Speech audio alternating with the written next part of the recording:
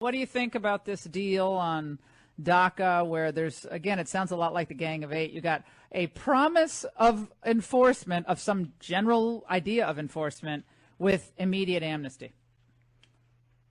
You know, I think what we ought to be concerned with is something we call Potomac fever. And so I'm thinking maybe as a physician, I need to go over there and check the temperature of the president, make sure he's not caught this fever, which makes you forget your campaign promises. So, you know, I think there is some room for give on the DACA thing, but the way I would look at it is this way. If you want to internally immigrate people who are here illegally, they should count against the totals of people who come in each year. So if we immigrate 1 million people in each year, and you want to internally immigrate people who are already here, they should be subtracted from the 1 million total, not added to it. And the other problem is if you do normalize them, you also are going to eventually normalize their parents, their cousins, their friends. It becomes a huge number, much bigger than the DACA number actually is. 2 million with the parents. And what we found out, and I think you said this a few years ago, Congressman Paul, that amnesty begets amnesty, begets a border surge. We've already seen a 100% increase of people crossing the border since April. Because I think in the beginning people thought, uh-oh, they're cracking down on this border enforcement. But now there's a sense that if you make it here, no one's going to deport you because of this deal that they want to. Well, this is why conservatives, even conservatives like myself, who have been willing and open to discuss some sort of compromise, have said that border security has to precede any kind of forgiveness, because if you do forgiveness and don't have border security, it does then become an incentive for more people to break the law to come. So, you know, back in 1986, Reagan did one of these amnesty plans, but he did it and promised border security, and here we are 30 years later and we didn't get the security. So I'm not really willing to accept that security comes after. I think security needs to come first. And I think any deal, if there is a deal, should be that the DACA children are counted in the numbers of immigrants that we admit every year. They shouldn't be in addition to those that we admit. Would you then say that something like this, Congressman, the RAISE Act, Senator Tom Cotton's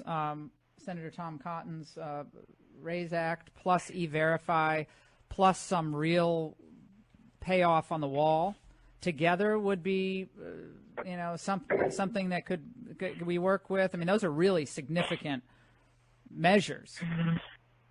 I think my only concern about trading immediate recognition of these kids, young adults, trading that for security to come is we have never really had much assurance that the security ever comes.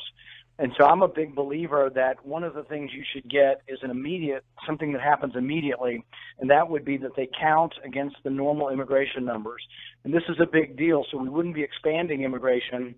We admit about 1 million people every year under the current rules. So if you're going to admit 1 million DACA children, they would count against that 1 million total, and we wouldn't be expanding immigration. So we wouldn't be making the problem potentially worse and waiting for security somewhere down the line. The other problem is when they put the Gang of Eight bill forward a few years ago, they began loading it up with billions and billions of dollars of promised security. And in the end, it looked like a Christmas tree that was just as likely to bankrupt us as anything else. And I don't know that it was smart security. It was just very expensive.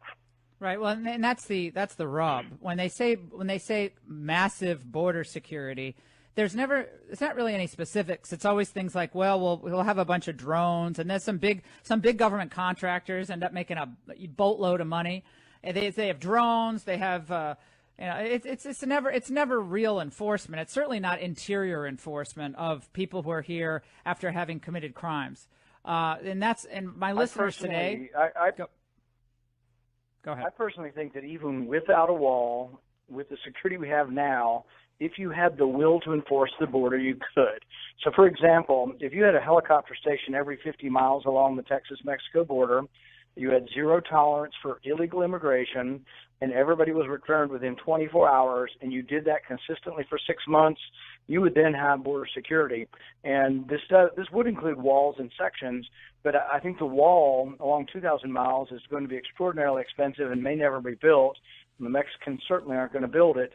But I do think you can use all forms and means of technology that we have currently, and there's actually less expensive ways to do it, but what you really need is a will to do it.